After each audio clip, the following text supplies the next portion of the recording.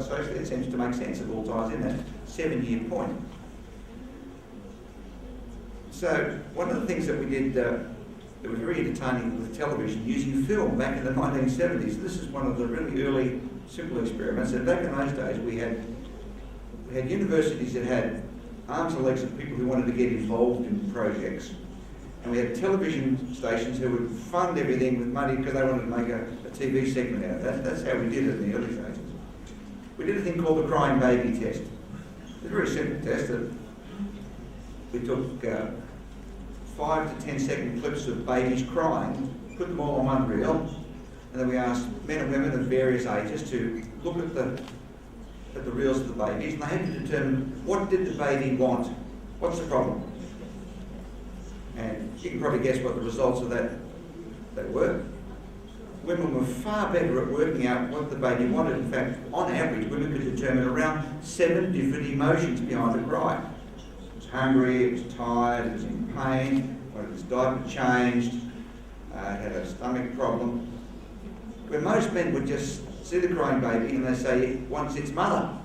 In other words, most men were not actually reading an emotion, they were reading a situation. They didn't appear to be able to read the emotion. They said, it wants its mother. As a consequence of this, as men, everywhere in the world, we get accused of being insensitive. He's just so insensitive, this guy, he just doesn't know how I'm feeling. Well, that's true, he doesn't know. If you look at human evolution, it makes sense that he probably wouldn't know. I mean, male human evolution has been running through the bushes, chasing something, trying to hit it with his right hand with a rock.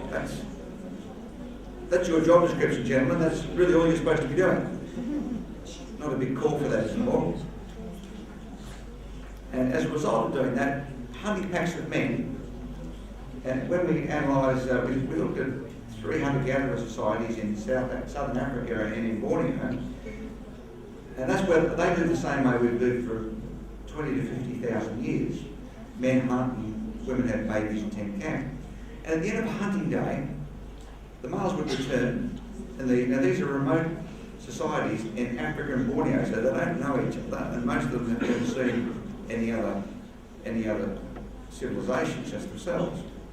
So at the end of a hunting day, the males would come back, and we noticed they'd sit there and they'd just gaze into the fire. And this would happen for 30, 40, 50 minutes. And they might poke the fire, they might crack a joke or two, they'd exaggerate a hunting story. But they go into a kind of trance, like this. And every woman in this room has seen that in a male that you have in your life. At the end of his hunting day, he comes home, he sits there maybe with a remote control, and he goes like this. Who has seen men do this? But it's exactly the same process that the Botswana bushman's going through at the end of a hunting day, and its purpose is to, in simple terms, is to regenerate electrical energy to make himself civilised. Women don't need that same process to do that, but male brains do. And so what happens in a typical relationship at the end of a working day? Here's a man sitting there in front of television. Maybe he's got a newspaper, he's reading a newspaper. We still call this fire gazing, because that's its purpose. And through the door comes a woman, and she sees him there in this condition. And she thinks, I have a captive audience, someone to talk to. And so she starts to talk to this guy. Now, when the men are in this condition, conversation is what's known as white noise. You know your mouth is open and there's a sound, but it's not distinguishable what it actually is. It's just a noise. So we came up with simple strategies, and this is what our books and TV program were about, is the bottom line. What do you do about this so you don't go nuts and want to kill this guy? Well, simple. At the end of a working day or at the end of a hunting day, if you're a woman, you give a man, by agreement, at least 30 minutes of fire-gazing time. That is, for the first 30 minutes when he gets home, he doesn't have to talk to anybody. He doesn't have to entertain anybody. He doesn't have to ring anybody back. He can just look out the window. He can read a paper. He can play with the dog. He doesn't have to talk or respond for 30 minutes. Gentlemen, would this be good for you? Raise your hand, gentlemen, if you would like something like this. Most men cannot even imagine what that would ever be like. 30 minutes, no one talks. And the trade-off is, after that she gets at least equal time to talk about the events of her day without him telling her what she should have done to have made it better. That is, she talks without him giving solutions. Because as males, we have hardwired, it seems, to give solutions. We are a solution-problems male species as humans. Probably why we beat all the other species in terms of our development. We have a problem-solving male. We can't stop ourselves from saying, why don't you try this? Why don't you do that? How about this? Here's the way to handle it. Now, do you think that as couples who live together get older, do you think they understand this? What do you think? Do you think they figure it out? Who thinks we don't figure it out? Okay, you want to do a fun test? Let's do a fun test. Okay. I need 2 volunteers, they'll be men. First man, well, I'll tell you who they are first. The first man is a man who has been married a long time, 20, 30 years, an expert. Can I have one of these? The man married a long time, 20, 30 years. Now ladies, if he's sitting beside you, point at him, because men get a bit shy for this. Okay, is he up there? Is he a man? That's a woman. That's a woman. Now I can tell the difference, you can't fool me. So we've got a man who's been married a long time. 20 years maybe or more. Come on, let's have a volunteer. Come on, this gentleman here, are you married? No? Oh, this gentleman, are you married? Yes, this gentleman. How about Kenny Rogers, are you married? Gentleman with the camera, are you married? No? All these single guys in Moldova.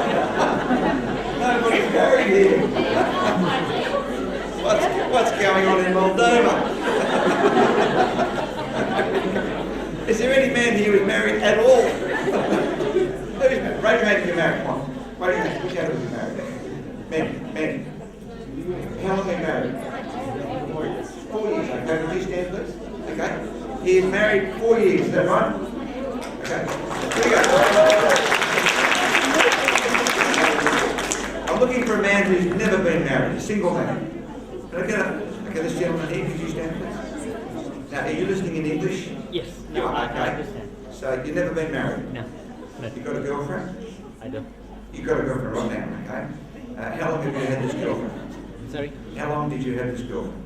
A couple of months. Couple of months, so it's a new relationship. Yep. Okay, look at him. 4 years. I look better. Yeah, 4 years. He's been doing the same thing 7 days a week, 24 hours a day for 4 years. Now, ladies and gentlemen, if you do the same thing between the hours of 9 and 5 for 5 days a week for 5 years, you could become a nationally recognised authority on one subject.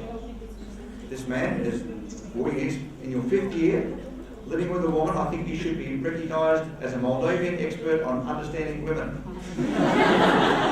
What do you think? Do you think you're any good? That's fine. We're going to test out, does a man who's had this much experience know things that a man who's had a girlfriend for 2 months may not know? So what we're going to deal here with is what is called indirect and direct talk. And we found this is a universal difference between the sexes.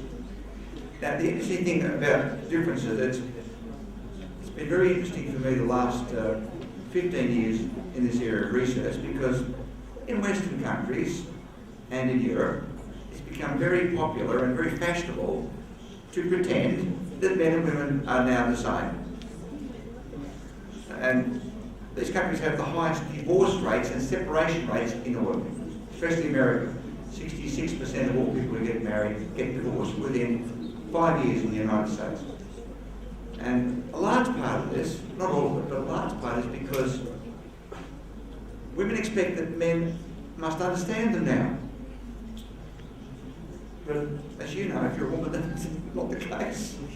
Today's men are just as dumb as their fathers or their grandfathers. So let's say there's this many years give you an advantage of understanding a woman that maybe you might not. This could be a good learning exercise for you. Now, we're going to talk about direct talk. Direct talk is a male specialty, and we found this to be universal. Direct talk means that when a man talks, ladies, he very much says what he's thinking and feeling in short sentences. Now, if you're a woman, sometimes this can sound very aggressive and even rude because he seems to be sharp and to the point. Other men quite like this because they know what he means.